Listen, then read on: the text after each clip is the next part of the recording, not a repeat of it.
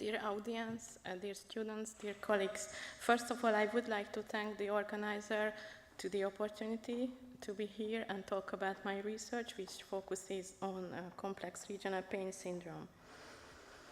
What is CRPS?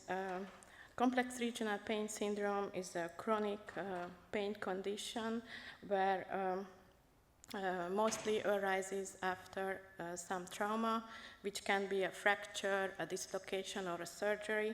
The leading symptom is the severe persistent pain, and the other symptoms can be really diverse. It can be edema, color changes of the affected limb. It mostly arises unilaterally, and it has two types.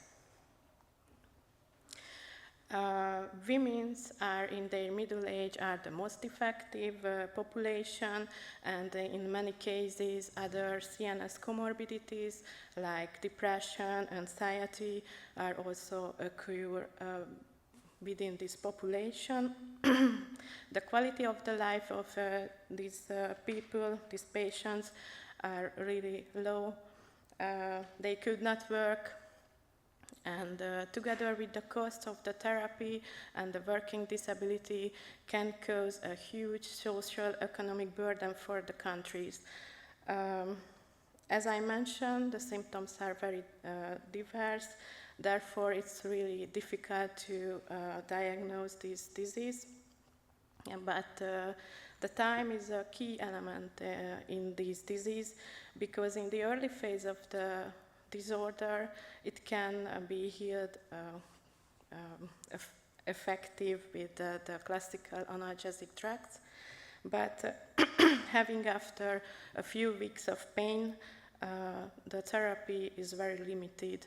There are many patients who develop the therapy resistance, and the drugs that we can use to alleviate the pain have many side effects that the long-term uses is not possible.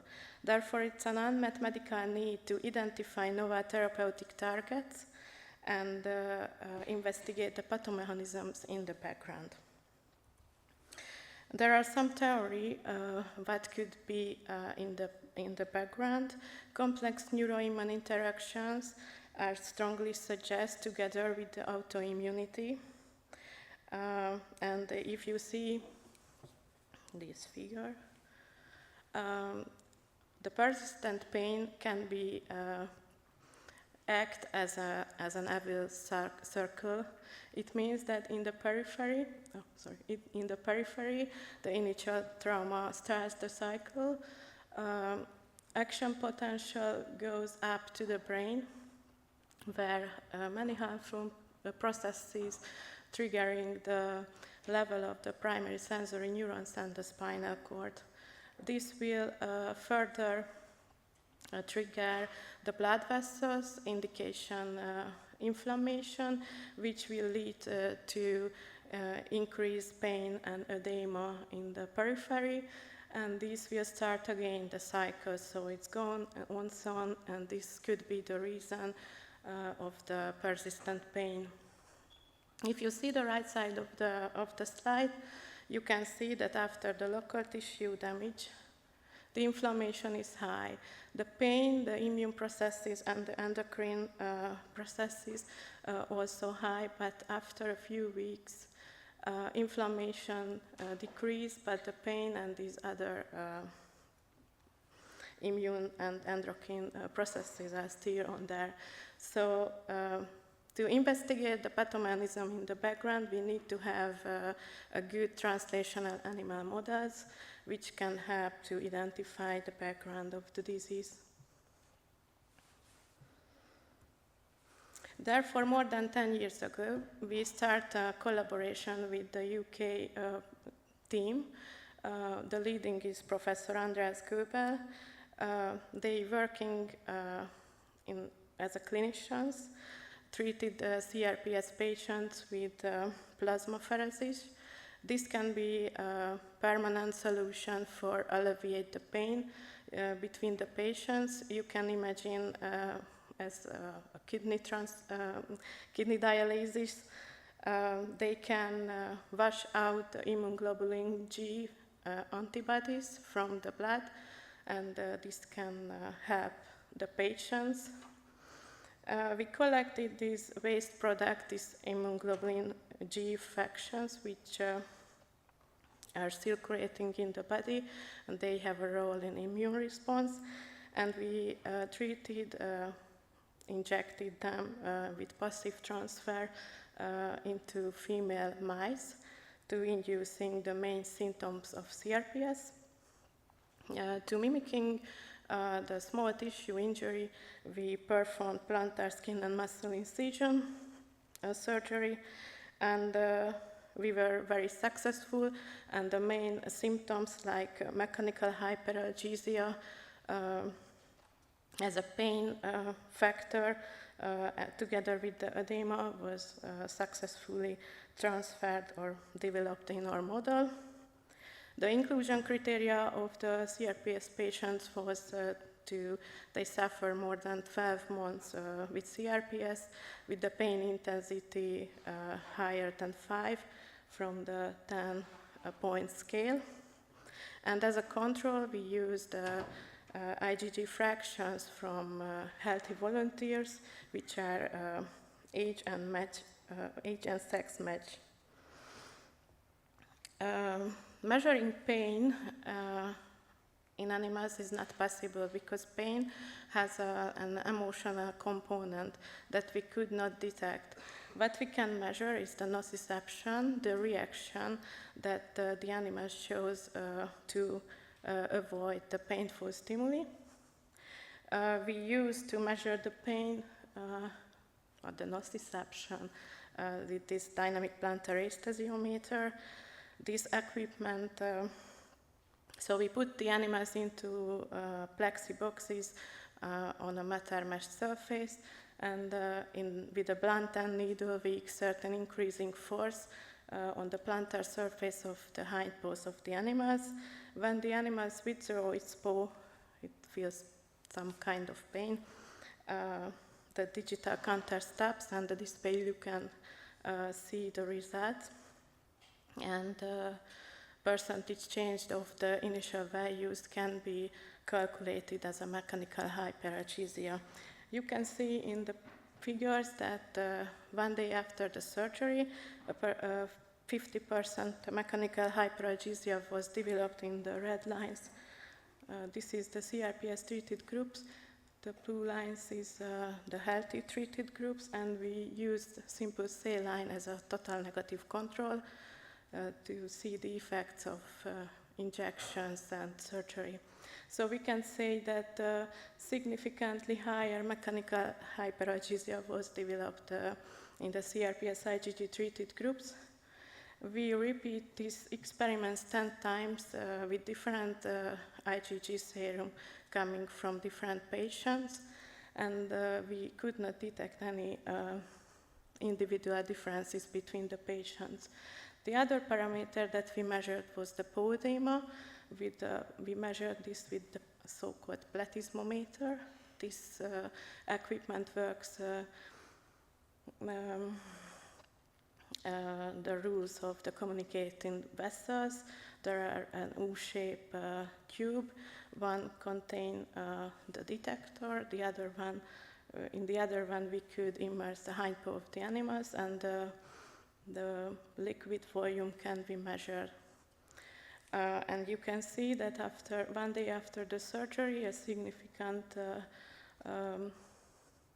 changes was detected in the paw edema in the CRPS group, but this was lower in the healthy IgG treated groups. To detect central sensitization and neuroinflammation, we performed immunohistochemistry staining. We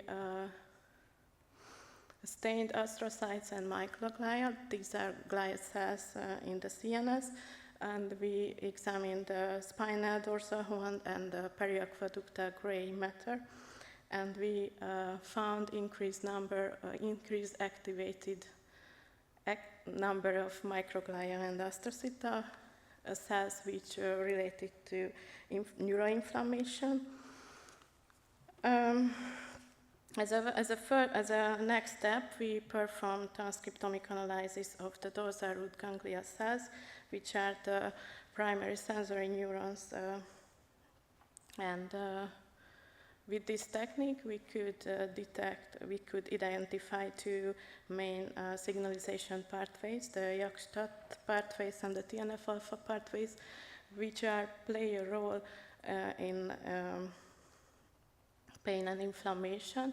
Therefore, we had a hypothesis that if we're blocking these signalization pathways, the pain and inflammation will decrease in the CRPS IgG treated groups. But maybe you know that original drug development process can be 15 years long with a lots of cost. So first we tried to find drugs which are already in the market with other indications. So we found tofacitinib and etanercept. Tofacitinib acts on JAK-STAT signalization pathways, and it inhibits the phosphorylation and activation of the STAT3, which is responsible for the activation of the immune and inflammatory cells, and etanercept is the soluble TNF-alpha receptor. We repeated our experiments with using these two drugs, and we found that both etanercept and tofacitinib was significantly decreased the CRPS IgG-induced hyperalgesia, but in the periphery, the peripheral inflammation, the edema was not changed. And we examined the pain-related brain regions together with the spinal cord, with this immunohistochemistry staining, and we found that both drugs significantly decreased the activated number of the astrocyte and the microglia cells. So as a summary, we could say that our model was effective. IgG fractions with the passive transfer can be transferred from human to mice. We proved that autoimmunity has a significant role in this process. Mainly centrally driven are these mechanisms, and neuroinflammation has a crucial role in it, mostly in the development and the maintenance of chronic pain. We identified two signalization pathways, and both etanercept and tofacitinib could be a good potential candidates for the therapy of CRPS. I would like to thank for the help of my colleagues and for you the attention. Thank you.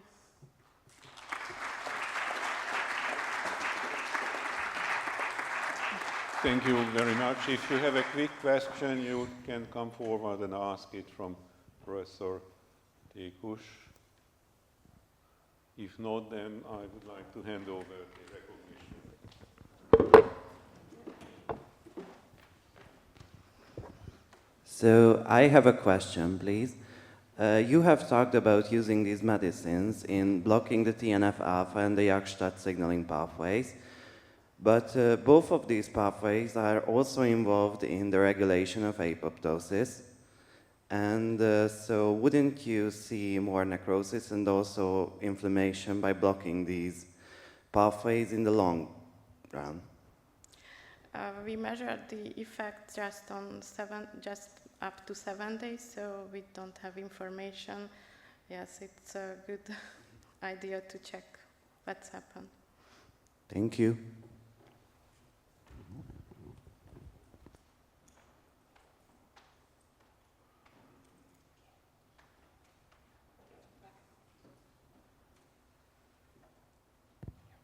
Very nice work, Valeria. I was wondering what how these autoantibodies work.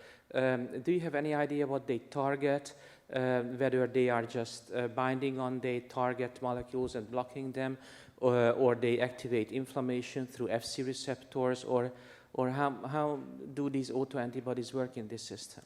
We always get the question how and where to bind these autoantibodies, and for a long time we could not answer this question, but we have some preliminary experiments, and we found that they can bind into the DRGs, and they can bind even in the brain, but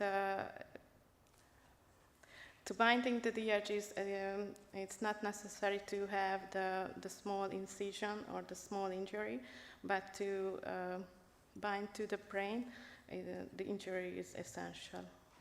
And is it known what the targets of these autoantibodies are? No? I don't know. Thank you. Great. Thank you.